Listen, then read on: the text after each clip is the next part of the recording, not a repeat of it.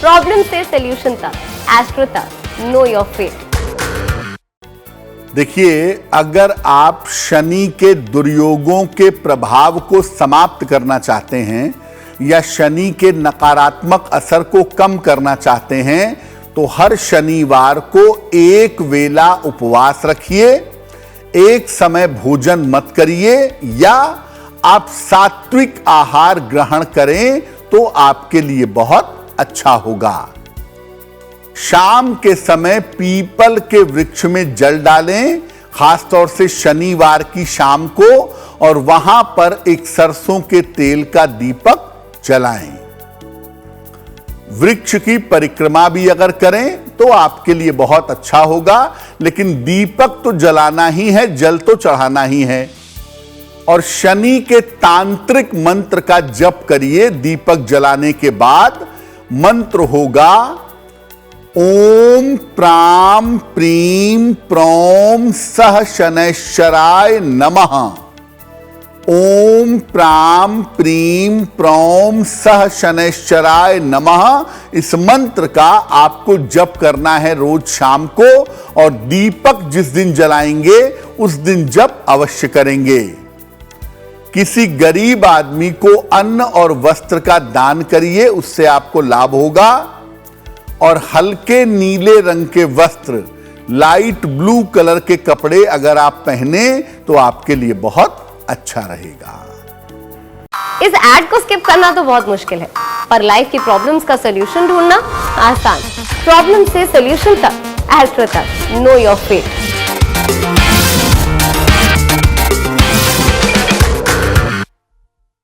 योग बनते हैं दो ग्रहों के कॉम्बिनेशन से या ग्रहों की किसी विशेष पोजीशन से।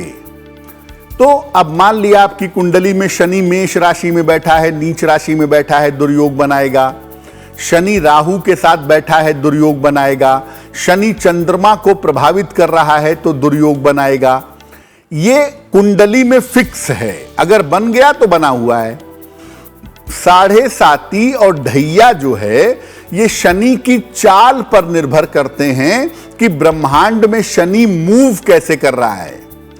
और जब ब्रह्मांड में शनि मूव करते हैं और राशि के 12वें जाते हैं, राशि पर जाते हैं या राशि से दूसरे भाव में जाते हैं, तब साढ़े साती शुरू हो जाती है। राशि से चतुर्थ या अष्टम जाते हैं तो ढैया शुरू हो जाती है। यानी शनि की चाल की वजह से साढ़े साती या ढैया की स्थिति हमारे जीवन में बनती है, और ये परमानेंट नहीं है। साढ़े साती 7.5 साल में खत्म हो जाती है और ढैया आपकी 2.5 साल में समाप्त हो जाती है। तो बिल्कुल याद रखिए कि शनि की साढ़े साती और ढैया बिल्कुल अलग होती है। शनि के दुर्योगों की वजह से दुर्योग बिल्कुल अलग हैं, और एक बार अगर कुंडली में दुर्योग बन गए तो वो तब तक समाप्त नहीं होंगे जब तक जीवन बाकी है। इसीलिए उनके लिए निरंतर उपाय करना पड़ता है। साढ़े साती और ढैया 7.5 साल और 2.5 साल, इसी समय में आपको ध्यान रखना होगा, इसी समय में उपाय करना होगा, और कुछ समय बाद ये ऑटोमेटिकली समाप्त हो जाएगा। देखिए, एक तो आपकी कुंडली बन गई आपके जन्म के समय, उसके हिसाब से आप जीवन में क्या करेंगे या क्या करने की संभावना है वो हम समझ लेते हैं। लेकिन देखिए, वो एक संभावना है कि इस तरह के परिणाम हो सकते हैं। अगर आपने अपने कर्म को बहुत प्रभावशाली बना लिया, अपने ऊपर ईश्वर की कृपा करा ली, ईश्वर की शरण में गए और कर्म को प्रभावशाली बनाया, तो आपके नकारात्मक ग्रह भी आपको नुकसान नहीं पहुंचा सकते। लेकिन मान लिया कुंडली में दुर्योग नहीं है, कुंडली में बड़े अच्छे अच्छे योग हैं, बड़े सुंदर सुंदर राजयोग बने हुए हैं, लेकिन आपका कर्म खराब है।